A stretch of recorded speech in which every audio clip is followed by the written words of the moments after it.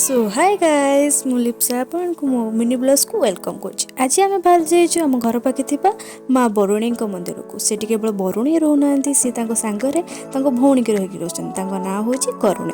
आपण माने भी आसंतु आ माँ बरुणी करुणी को दर्शन करंतु। आपणको नुआ वर्षटा को एन्जॉयमेंट करंतु। आपण माने आसंतु सेठी ढेसरा भोजी भात भी करि परिबे, काहे ना सेठी भलो भलो प्लेस अछि। आपण माने आसंतु आ एन्जॉयमेंट करंतु।